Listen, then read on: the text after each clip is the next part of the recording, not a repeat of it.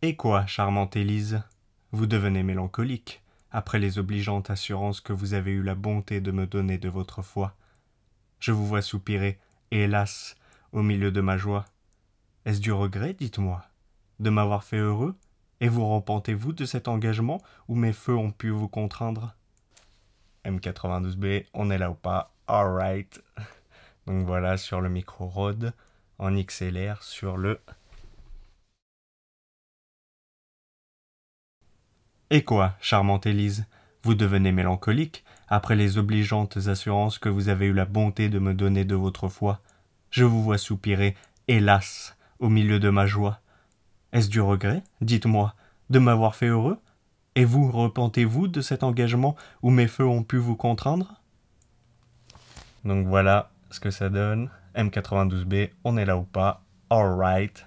Donc le micro Rode directement plugué sur...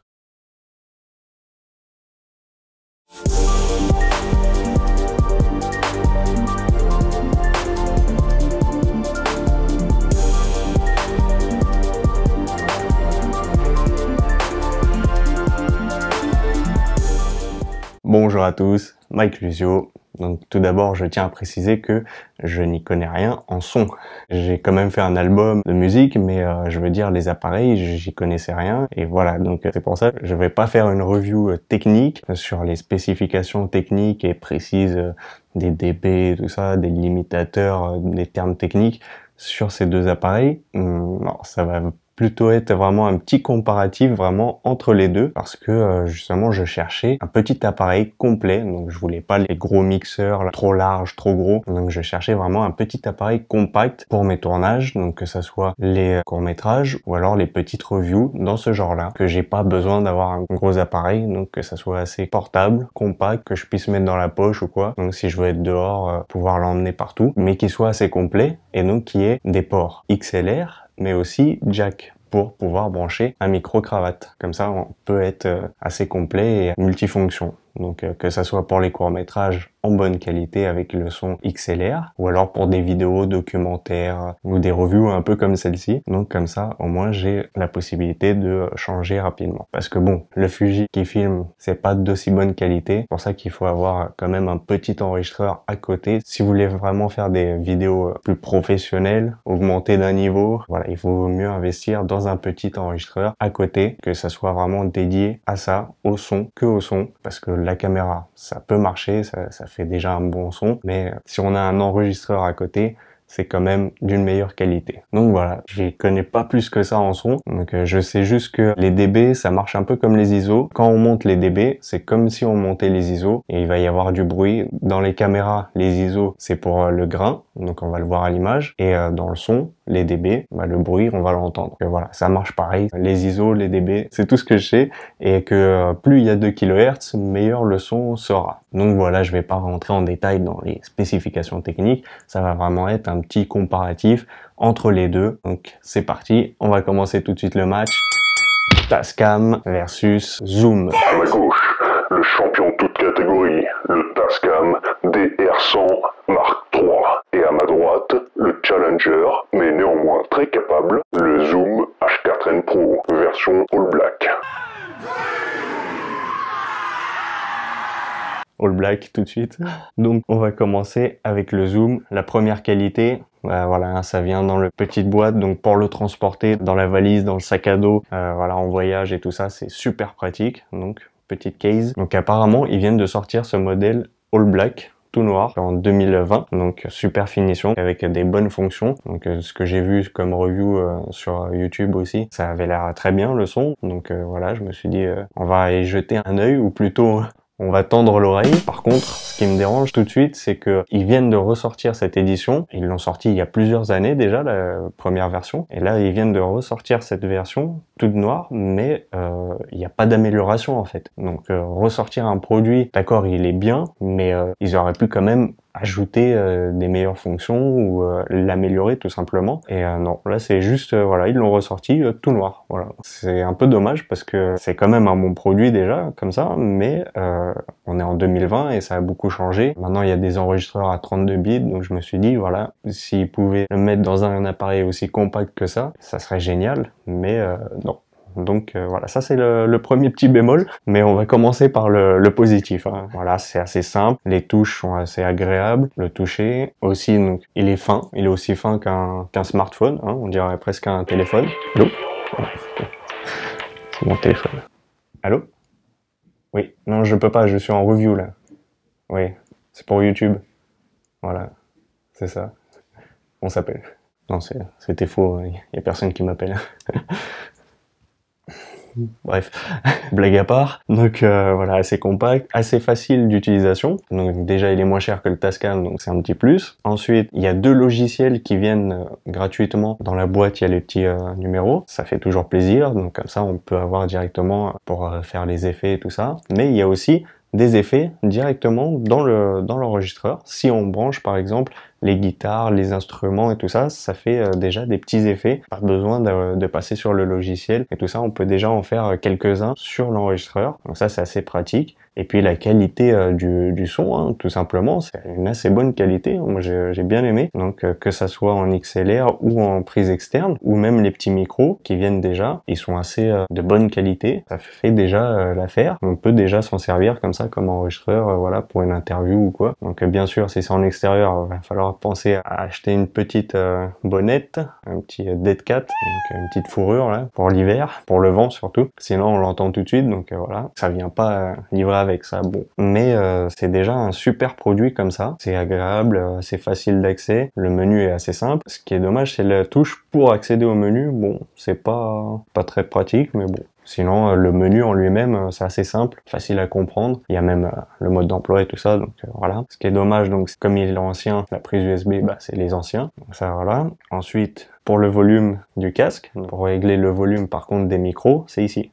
C'est de ce côté. Donc là, on a la carte mémoire, donc c'est HC, donc c'est les anciennes aussi, mais ça suffit très bien hein, pour un enregistreur audio. Ce qui est dommage, c'est que les négatifs, il n'y a pas de batterie intégrée. Donc il y a les 2 piles qui sont livrées avec dans la boîte. Alors là, c'est des piles, donc il faut les recharger ou en acheter d'autres à chaque fois. Donc c'est un peu contraignant que ça soit pas une batterie déjà intégrée. Donc c'est pour ça que je disais, c'est un nouveau modèle, ils viennent de le ressortir en 2020 et il n'y a pas de batterie intégrée. Pour moi, ça fait un peu bizarre, quoi. C'est vraiment un négatif. Par contre, il y a le haut-parleur et donc la prise externe pour un micro. C'est très bien. Comme ça, on peut brancher un XLR et un micro. Par exemple, ce micro-cravate, je peux le brancher dessus et pas besoin d'adaptateur. Il faut savoir que il faut les adaptateurs jack avec seulement 3 parties parce qu'il y en a qui ont 4 comme celui-ci. Normalement, pour ce micro, pour cette entrée-là, il faut justement qu'il y en ait que 3. Donc 2 bandes noires et 3 gold, 3 dorés. Donc voilà, c'est à savoir, c'est le TRS. Si on branche un micro ici, donc on peut pas utiliser ces 2 micros là, soit ceux-là, soit en externe. Donc on peut pas utiliser les deux en même temps. Bon, c'est à savoir. Donc voilà,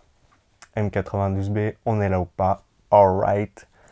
Donc voilà, petit test du micro-cravate sur le Zoom H4n Pro directement en prise externe, 96 kHz, 24 bits, Wave, donc meilleure qualité sur le Zoom. Donc voilà, M92B, on est là ou pas? Alright. M&M Production. Donc petit test du micro-cravate avec l'adaptateur Rode en prise XLR en mode stéréo sur le Zoom H4n Pro. Donc 96 kHz, 24 bits Wave. Voilà ce que ça donne. Mais sinon ça marche bien, il y a même la sécurité pour le XLR pour pas que ça se débranche si on se prend les pieds dans le fil ou quoi, ça reste branché. Sinon c'est un très bon son, que ça soit en externe ou en XLR. Pour la qualité du son, c'est génial, c'est ce qu'il faut, je le recommande vivement. Pour le prix, c'est un très bon rapport qualité-prix. Ce qui est dommage, c'est qu'il n'est pas livré avec d'autres câbles, mais sinon super produit, beau design, assez compact et tout, et surtout livré avec la petite boîte. Donc voilà. Donc le gros bémol en fait, c'est que ça met un temps fou à s'allumer, au moins 30 secondes. C'est une carte de 32 Go, mais même comme ça, c'est le maximum que ça puisse contenir et ça met un temps fou. Donc voilà, ça c'est le plus gros bémol, mais sinon on peut l'allumer 30 secondes et on fait les choses à côté, on allume la caméra, on prépare la caméra à côté. Donc le temps que ça s'allume, voilà, on fait d'autres choses, on prépare d'autres trucs et il n'y a pas de souci. Mais voilà, c'est quand même un petit bémol si on est dans l'urgence et tout ça. Donc voilà. Mais le plus important, c'est quand même la qualité du son et c'est un très bon produit pour ça. Donc maintenant, le Tascam,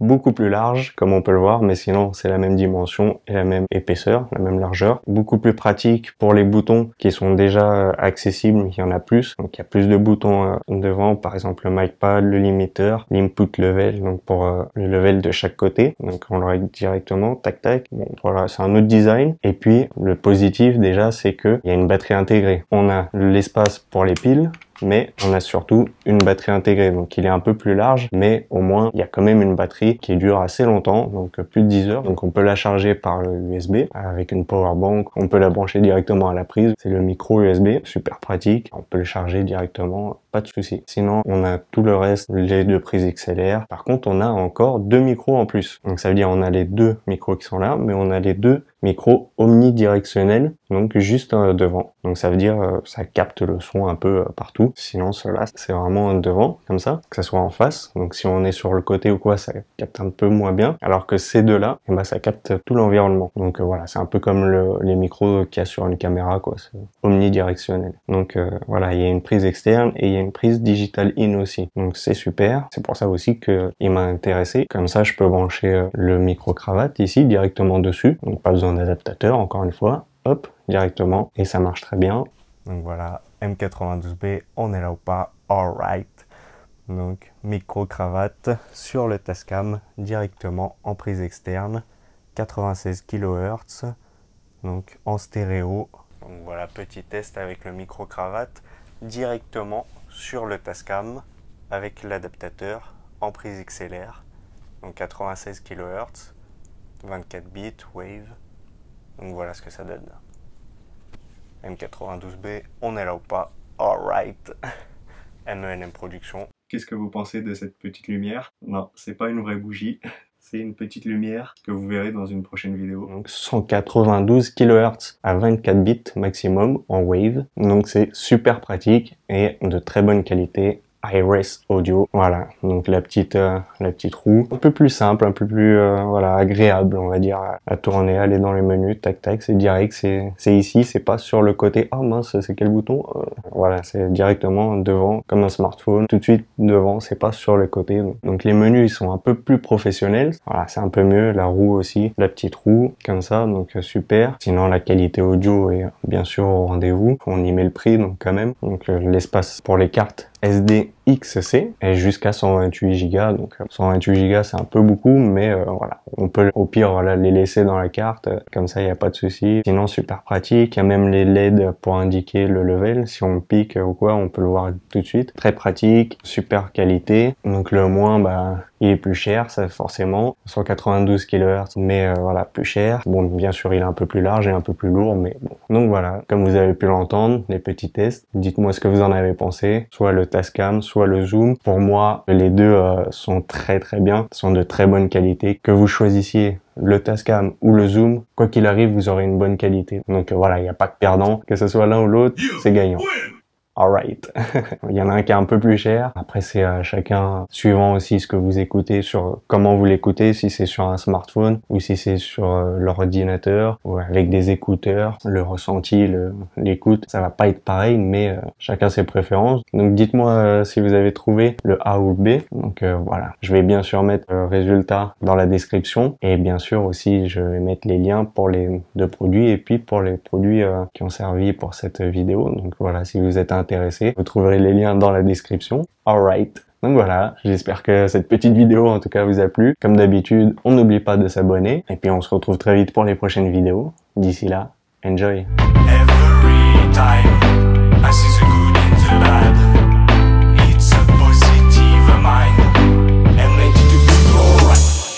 Donc le A c'est le Tascam et le B c'est le Zoom.